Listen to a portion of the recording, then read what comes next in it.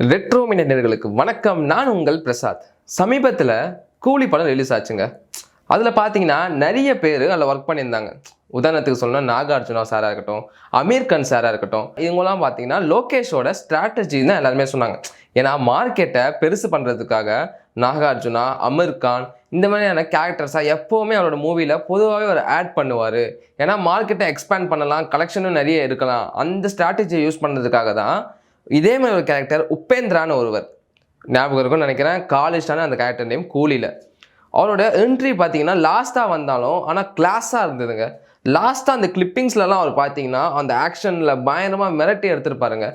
பொதுவாகவே லோகேஷை பொறுத்த வரைக்கும் எப்படி சொல்லலாம்னா, மூவிஸில் கேரக்டர்ஸில் யூஸ் பண்ணுறதுல கிங்குன்னு சொல்லலாம். ஆனால் அவருக்கும் கிங்குன்னு ஒருத்தர் இருக்காருங்க. வேறு யாரும் இல்லைங்க, அந்த காலேஜான்ற கேரக்டரில் ஆட் பண்ண அந்த கேரக்டரோட ஒரிஜினல் யார் பார்த்தீங்கன்னா உபேந்திரான்னு. உபேந்திரா வேறு யாரும் இல்லைங்க, இந்தியாவோட மோஸ்ட் வாண்டட் டேரக்டர்ஸில் நம்பர் 1 டேரக்டர் யாருன்னு பார்த்தீங்கன்னா உபேந்திரா தான். உபேந்திராவை பற்றி நம்ம சொல்லணும்னா, நம்ம கேஜிஎஃப் எடுத்தார்ல பிரசாந்த் நீல், அவர் என்ன சொல்லியிருக்காருன்னா, எனக்கு இந்த மாதிரியான படங்களை எடுக்கிறதுக்கு முதல் காரணம் யாருன்னு பார்த்தீங்கன்னா டேரக்டர் உபேந்திரா சார் தான். அவரை பார்த்தோன்னே எனக்கு இன்ஸ்பைரிங் ஆயிடுச்சு. அவரோட மூவிலாம் பார்த்து தான் நான் முதல் நான் கேஜிஎஃப்னு ஒரு கான்செப்ட் எடுத்துகிட்டு வந்ததுக்கு காரணமே அவரோட மூவிஸ்லாம் பார்த்து நான் இன்ஸ்பைர் ஆனது தான் சொல்லியிருக்காருங்க. இவ்வளோ ஏன், நம்ம தமிழ்நாடு டேரக்டர் இருக்கார்ல டேரக்டர் சங்கர், மாபெரும் பட்ஜெட்டில் எடுப்பார், பயங்கரமாக எடுப்பார், எந்திரன் அந்த மாதிரிலாம் மூவி எடுத்தவர் உபேந்திராவை பற்றி ஏதோ பாஸ்ட் கிளவுட் மாதிரி பேசாமல் டீட்டெயிலாக பேசியிருப்பாருங்க. ஒரு பாயிண்ட்டும் நிறுத்தி நிதானமாக உபேந்திராவை பற்றி சொல்லணும்னா, அவரை மேலே டேரக்டர் நான் பார்த்ததே இல்லை, அவரோட கிளாஸான மாசான அண்ட் ரைட்டிங்க்குலாம் நான் ரொம்ப பெரிய ஃபேன் அப்படின்னு நம்ம சங்கர் டேரக்டருங்க அவரே அந்த அளவுக்கு பேசியிருக்காருன்னா, அப்போ இவர் என்ன அளவுக்கு பெரிய ஆளுன்னு நம்ம தெரிஞ்சுக்கணும் இல்லைங்க. அதை தான் நம்ம இந்த வீடியோவில் பார்க்க போகிறோம். வாங்க பார்க்கலாம். உபேந்திரா இந்த கேரக்டர் பற்றி பேசணுன்னா ரொம்ப ஒரு இன்ட்ரெஸ்டிங்கான கேரக்டருங்க. ஏன்னா ஃபர்ஸ்ட் இவர் ஒரு படத்தை எப்படி எடுக்கணும், எப்படி ஆரம்பிக்கணும் அதெல்லாம் தெரியாதுல்ல. நார்மலாகவே நம்ம ஒரு படம் எடுக்க போகணுன்னு சொன்னோன்னா நம்மளுக்கு யாருக்குமே தெரியாது. சில பேர் பார்த்து ஆசைப்பட்டு வருவாங்க, சில பேர் கற்றுக்கிட்டு வருவாங்கள்ல. அப்படி கற்றுக்கிட்டு வந்தவங்க தான் நம்ம Upendra sir. Upendra sir first எப்படின்னா ஆக்டிங் ஸ்கூல் போகிறாருங்க. ஆக்டிங் ஸ்கூல் போயிட்டு நிறைய கற்றுக்கிறாரு. அதுக்கப்புறம் கன்னடா ஃபிலிமில் பார்த்தீங்கன்னா கன்னடா இண்டஸ்ட்ரியில் கேஷவ் நாத்னு ஒரு டேரக்டர் இருக்காருங்க. அவர் பார்த்தீங்கன்னா கமர்ஷியல் ஃபிலிம் எடுக்கிறதுல ரொம்ப டாப் கிளாஸில் இருப்பார். அவர் தான் நம்பர் 1 சொல்லலாம். கமர்ஷியல் ஃபிலிம் மட்டும் இல்லைங்க, அதாவது இந்த மாதிரி ரீமேக் ஃபிலிம்ஸ்லாம் இருக்கும்ல, அதை ரீமேக் பண்ணி அவங்க பாஷையில் எடுக்கிறதுல அவர் தான் டாப் 1 சொல்லலாம். இப்படிப்பட்ட டேரக்டர்கிட்ட ஃபர்ஸ்ட் இவர் அசிஸ்டன்ட் டேரக்டராக சேர்றாருங்க.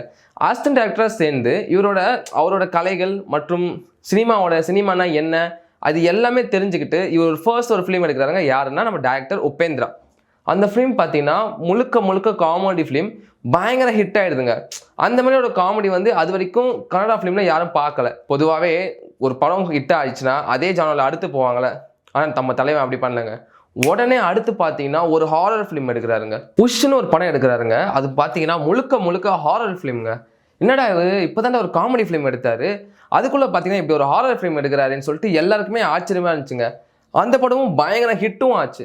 பொதுவாக அடுத்தடுத்து ஹிட்டு கொடுத்தா உடனே படத்தை கமிட் பண்ணி கடன்னு ரைட்டிங் பண்ணி அது இதுன்னு பண்ணி மூவியை எடுத்துருவாங்கள்ல. ஆனால் இவர் அப்படி பண்ணல. 2 வருஷம் சும்மா இருந்துட்டு அடுத்ததாக ஒரு மூவியை கொடுக்குறாருங்க. பிளாஸ்டான மூவி ஓம்னு. இந்த படத்தை பற்றி நான் சொல்லணும்னு அவசியம் இல்லைங்க, ஊரே சொல்லுவோம். ஏன்னா அந்த அளவுக்கு இந்த ஓம்ன்ற மூவி தான் உபேந்திராவுக்கு ஒரு பெரிய பேரை வாங்கி கொடுத்தது. ஓமில் பார்த்தீங்கன்னா யார் ஹீரோன்னு பார்த்தீங்கன்னா நம்ம ராஜ்குமார் தெரியும் எல்லாருக்குமே, கன்னடா சூப்பர் ஸ்டார் ராஜ்குமார், அவரோட சன். ஓம் பொறுத்த வரைக்கும் ஒரு ராவான மூவின்னு சொல்லலாம். ராவான மூவினா உண்மையிலே ராவான மூவிங்க. அதுக்கு தாங்க ஒரிஜினல் ஏ சர்டிஃபிகேட்டே கொடுத்தாங்க. பொதுவாக பார்த்தீங்கன்னா ஒரு ஸ்டார் கிட்லாம் பார்த்தீங்கன்னா அவங்க இன்ட்ரடியூஸ் ஆகுறாங்க, அதாவது டெபியூ ஆகுறாங்கன்னா அந்த மூவிஸ்லாம் பார்த்தீங்கன்னா ரொம்ப மாஸாகவும் கிளாஸாகவும் அவங்களோட கேரக்டர், அதாவது அந்த க்ரௌனை கீழே இறக்கி வைக்காமல் அந்த க்ரௌனை வச்சுட்டு நடிக்கிற மாதிரி இருக்கும். ஆனால் நம்மளோட உபேந்திரா சார் அந்த ராஜ்குமார் சாரை பயங்கரமாக போட்டு பயங்கரமாக வாங்கியிருப்பாருங்க. அதாவது கீழே விழுறதாகட்டும், ரொம்ப மெனக்கெட்டு நடிக்கிறதாகட்டும், இந்த மாதிரி ஒரு விஷயமும் பார்த்து அந்த படத்தில் மூவியில் பண்ணியிருக்கிறதுனால தான் இன்னி வரைக்குமே அந்த மூவி நிற்குதுங்க ஓம்னு. இந்த மாதிரி ஓம்னு ஒரு ராவான ஒரு மூவி எடுத்துகிட்டு அடுத்ததா கிடச்சிச்சிரா நம்மளுக்கு பாயிண்ட்டு, இதே மாதிரி நம்ம ராவான மூவி எடுக்கலான்னு அப்படி போகும்போது தான் இவர் ஆக்டராக டெபியூ ஆகுறாங்க ஏன்ற மூவியில். இந்த ஏன்ற மூவி எப்படின்னு பார்த்தீங்கன்னா ரிவர்ஸ் சைக்காலஜின் மெத்தட்னு சொல்லுவாங்கள்ல. பொதுவாக நம்ம எல்லாம் பேசுவோம்ல, ரிவர்ஸில் பேசுவாங்க, அந்த மாதிரிலாம் இல்லாமல் இந்த படமே பார்த்தீங்கன்னா ரிவேர்ஸ்லேருந்து ஸ்டார்ட் ஆகும். அதாவது எப்படின்னா ஃபர்ஸ்ட் கிளைமேக்ஸ் ஸ்டார்ட் ஆகும், அதுக்கப்புறம் நான் லீனியராக இல்லாமல் ஒன்று ஒன்றாவே அடுக்கடுக்காக ஒன்று மாற்றி மாற்றி போயிட்டுருக்கோம். அதாவது படம் வந்து கிளைமேக்ஸில் ஆரம்பித்து அப்புறம் ஸ்டார்டிங் வரைக்குமே வரும். இந்த மாதிரியான படங்கள் அப்போ வந்து யாருமே பொதுவாக யோசிக்க மாட்டாங்களா இந்த மாதிரி ஒரு படத்தை எடுக்கணும்னு. ஆனால் அதை எடுத்து காமிச்சவர் தான் நம்மளோட உபேந்திரா. பொதுவாக உபேந்திரா கிட்ட என்ன மாதிரியான கேள்வி வரும்னா, ஏன் சார் நீங்கள் இந்த மாதிரி மாற்றி மாற்றி நிறைய மூவிஸ் எடுத்துகிட்டே இருக்கீங்க அப்படின்னு கேட்பாங்களே. அதுக்கு உபேந்திராவோட பதில் என்னவா இருக்குன்னா, பொதுவாகவே மனுஷனை பொறுத்த வரைக்கும் இன்னைக்கு சிரிப்பான், நாளைக்கு அழுவான், நைட்டு சோகமாக இருப்பான், காலையில் திரும்பி எழுந்து சிரிப்பான். அதே மாதிரி தான் படங்களும், அதே மாதிரி தான் என்னுடைய குணமும், மக்கள் குணமும் அதுதான். அதுக்கேற்ற மாதிரி தான் காமெடியாக இருக்கட்டும், ஹாரராக இருக்கட்டும், ஹீரோயிசமாக இருக்கட்டும், எல்லாமே நான் கலவையாக தான் எடுப்பேன் அப்படின்னு ஒரு அழகான ஒரு பதில் சொல்லியிருப்பாருங்க. அடுத்து இன்னொன்று பார்த்தீங்கன்னா, நீங்கள் வந்து கமர்ஷியல் ஃபிலிம் எடுத்தீங்கன்னா டாப் கிளாஸில் நீங்கள் ஹிட் கொடுப்பீங்களே, நிறைய கலெக்ஷன் அல்லுமே, நீங்கள் எந்த மாதிரியான மூவிஸ் எடுக்கிறீங்கன்னு அப்படின்னு ஒருத்தவங்க கேட்டாங்க. அதுக்கு அவர் அழகான ஒரு பதில் சொல்லியிருப்பாருங்க. Commercial drama, commercial box office அந்த கேமுக்குள்ளே நான் வரல. என்னை பொறுத்த வரைக்கும் இதுதான் நான். இந்த மாதிரி தான் என்னோடய மூவிஸ் இருக்கும். பொதுவாக உபேந்திரா மூவிஸ் பார்த்தீங்கன்னா பேன் பண்ணுற அளவுக்கு போராட்டம்லாம் பண்ணுவாங்க. இந்த மூவிஸ்லாம் பேன் பண்ணியே ஆகணும் அப்படின்னு சொல்லிட்டுலாம். ஆனால் ஒரு இதெல்லாம் எதுவுமே சட்டம் பண்ணாமல் என் இஷ்டம், இதுதான் என்னுடைய ஜானர், இதில் தான் நான் கிங்கு, இப்படி தான் என் படத்தை கொடுப்பேன், பிடிச்சா நீ பாரு, பிடிக்கலன்னு அவனை வந்து வற்புறுத்தி பார்க்க சொல்லலைன்னு அப்படின்னு அழகாக ஒரு தெளிவான பதில் சொல்லிட்டு அவர் பார்த்து போயிட்டே இருப்பாருங்க.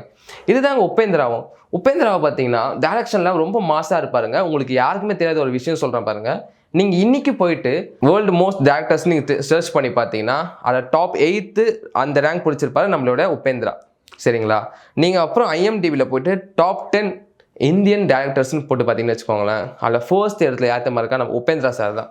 உபேந்திரா சாருக்கு இந்த அளவுக்கு வந்து மார்க்கெட்டை வச்சுட்டு அவ்வளோ டேரக்ஷன் பண்ணலன்னு தெரியலங்க. இந்நேரம் அவ்வளோ டேரக்ஷன் பண்ணியிருந்தாருன்னா அவ்வளோதான் போல். இப்போ இருக்கிற பல டேரக்டர்ஸ் காணாமல் போயிருப்பாங்க. உதாரணத்துக்கு நம்ம சொல்லணும்னா, மாசம் எடுக்கிறேன், எலிமெண்ட்ஸ்லாம் எல்லாமே போடுறேன், அவங்கள போடுறேன்னு சொல்லிட்டு படம் ரொம்ப ஃப்ளாப்பாக அது மாதிரி தானே போயிட்டுருக்கு இந்த காலத்தில். ஸோ இந்த மாதிரி டேரக்டர்ஸ்லாம் திரும்பி படம் எடுக்கணும்னு நானும் விரும்புகிறேங்க. சரி, நம்ம திரும்பி கதைக்குள்ளே வரலாம். இந்த ஏன்ற படம் பார்த்தீங்கன்னா ரிவர்ஸ் கிளைமேக்ஸ்லாம் அதெல்லாம் வச்சு ரொம்ப பயங்கரமாக செம்ம ஹிட் ஆச்சுங்க. அடுத்து இவர் இன்னொரு படம் எடுக்கிறாருங்க, அங்கே தான் ஷாக் எல்லாருக்குமே. உபேந்திரான்னு ஒரு மூவிங்க. பொதுவாக உபேந்திரா பார்த்தீங்கன்னா சைக்காலஜி இருக்குல்ல, அதாவது மனுஷங்களோட சைக்காலஜியில் ரொம்ப விளையாடுவாருங்க. இப்போ ஈகோ ஒருத்தவங்களுக்கு இருக்குன்னா அந்த ஈகோவை அவங்க நேரில் எப்படி காமிக்கிறாங்களோ அதே மாதிரி தான் தேட்டர்லேயும், அதாவது சினிமா ஸ்க்ரீன்லேயே காமிக்கணும்னு விரும்பார். இந்த மாதிரி மனுஷங்களோட சைக்காலஜியை புரிஞ்சு இருக்கிறதுல நம்ம உபேந்திரா கிங்குங்க. இப்போது உபேந்திரா இதே மாதிரி சைக்காலஜி மூவிஸ் எடுக்கிறாருல, அந்த சைக்காலஜி மூவியில் எடுக்கும் போது ஒருத்தருக்கு ஒருத்தர் அந்த டிபெண்ட் பண்ணி ரொம்ப ராவாக அதெல்லாம் அழகாக காமிச்சிருப்பார். அப்படிப்பட்ட மூவி தான் உபேந்திரா. அந்த உபேந்திரான்ற மூவியே அவளுக்கு அந்த மூவியில் என்னன்னா அந்த பேரே இருக்காது. பேர் இருக்காதுன்னா எப்படி சொல்கிறதுனா, அந்த எப்படி சொல்கிறது, அவளை வந்து மீன் பண்ணுற மாதிரி, உன் பேர் என்ன கேட்டால் நான் அப்படி தான் சொல்லுவார். அந்த மூவி வந்து பயங்கர ஹிட் ஆச்சுங்க. அதே மாதிரி இந்த உபேந்திரா அந்த மூவியில் உங்களுக்கு சுவாரஸ்யமான ஒரு விஷயம் சொல்லட்டா, நானுன்னு அதாவது தன்னைத்தானே பேரே இல்லாமல் ஒருத்தவங்க காமிப்பாங்கன்னு சொன்னல, அதாவது ஹீரோ. அதே மாதிரி நம்ம தமிழ் சினிமாலே ஒரு மூவி வந்திருக்கு, மாநகரம்னு. இப்போ தெரியுதா லோகேஷ் சார் உபேந்திராவை எங்கே தேடி இருப்பாருன்னு. பொதுவாகவே உபேந்திரா படங்கள்லாம் பார்த்தீங்கன்னா பாலிடிக்ஸ் ஆகட்டும், இப்போது லவ் ஆகட்டும், லஸ்ட் ஆகட்டும், அதாவது எல்லாத்துலேயுமே உடச்சி சொல்கிற படமாக இருக்கும். அதே மாதிரி இவங்களுக்கு பயப்படலாம், அவங்களுக்கு பயப்படலாம், அதெல்லாம் கிடையவே கிடையாது. இன்னொரு விஷயம் நான் உங்களுக்கு சொல்கிறேன் பாருங்களேன். ஓம்ன்ற மூவி இருக்குல்ல, அன்னைக்கு ப்ரைமில் இருந்த ரவுடிஸ் குண்டாஸ் அந்த ஊரில் அன்னைக்கு ப்ரைமில் இருந்த ரவுடிஸை தான் அந்த மூவியில் யூஸ் பண்ணாருங்க. ரவுடிஸ்னால் நான் ஜெயிலுக்கு போகிறேன் அந்த ரவுடிஸ் இல்லைங்க, உண்மையான அக்யூஸ்டு வாண்டட் லிஸ்ட்டில் இருக்கிறவங்கள அந்த படத்தில் யூஸ் பண்ணாராங்க.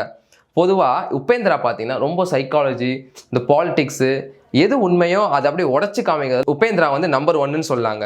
அதே மாதிரி இப்போ அவரோட அடுத்த படம் பார்க்கலாம், சூப்பர்னு. இந்த மூவி பார்த்தீங்கன்னா 2030 என்ன எப்படி இருக்கும், எந்த மாதிரி நடக்கும் அப்படின்னு ரொம்ப டீட்டெயிலாக டிஸ்கஸ் பண்ணியிருப்பாருங்க. இதை பார்த்தோன்னே தெரியுதுல்ல உபேந்திரா எந்த அளவுக்கு ஒரு மோஸ்ட் வாண்டட் டேரக்டர்னு. இப்படியாப்பட்ட டேரக்டர் அவரோட டேரக்ஷன்லாம் மறந்து ஆக்டிங்கில் மட்டும் ரொம்ப கான்சன்ட்ரேட் பண்ணுறது ஒரு வருத்தப்படக்கூடிய செயல் தாங்க. அதே மாதிரி லோகேஷ் வந்து கனடா ஃபேன்ஸ்க்கு என்னென்னா, லோகேஷை வந்து இந்தியாஸ் மோஸ்ட் வாண்டட் டேரக்டர்னு உபேந்திரா சொல்லியிருப்பார். உடனே அந்த கமெண்ட்ஸ்லாம் போய் பார்த்தீங்கன்னு வச்சுக்கோங்களேன், உபேந்திரா நீங்கள் யாருன்றதே மறந்துட்டீங்க, யாருன்றதை மறந்துட்டு நீங்கள் பேசிகிட்டு இருக்கீங்க, நீங்கள் திரும்பி டேரக்ஷன் எடுக்கணும் அப்படின்னு சொல்லிட்டு அவங்களோட ஃபேன்ஸும் ரொம்ப கதறிட்டு இருக்காங்க கமெண்ட்ஸில். எல்லாமே ஒரு மன குமுறல் தானே. என்ன நம்ம டேரக்டர் பேசிகிட்டு இருக்காரு, இன்னொரு டேரக்டரை பற்றி பேசுகிறத தாண்டி இவர் டேரக்ஷனே பண்ண மாட்டார். இவ்வளோ ஏங்க நம்ம அனுராக் கேஷப் இருக்காங்களே, அவருமே உபேந்திராவை ரொம்ப வாழ்த்தி பேசியிருப்பாருங்க. பார்க்குறவங்க எல்லாரும் உபேந்திராவை மட்டும் தாங்க பேசியிருப்பாங்க. அதாவது இவர் தான் எங்களுக்கு ஒரு இன்ஸ்பிரேஷன் அந்த மாதிரிலாம் பேசியிருப்பாங்க. இப்படிப்பட்ட ஒருத்தரை கூலியில் போயிட்டு சும்மா ஒரு 3-4 சீன் மட்டும் வரா மாதிரி பண்ணுறது வந்து ரொம்ப வருத்தப்படக்கூடிய செயல் தாங்க. காலிஷானு ரொம்ப கேரக்டரும் இல்லாமல் வெறும் ஃபைட்டிங் சீன் மட்டும் காமிச்சிட்டு விடுறது ரொம்ப வருத்தப்படக்கூடிய செயல் தாங்க. இது உங்களுக்கு பிடிச்சிருக்கா இல்லையான்னு கமெண்ட்டில் சொல்லுங்கள். Until then signing off from Prasad.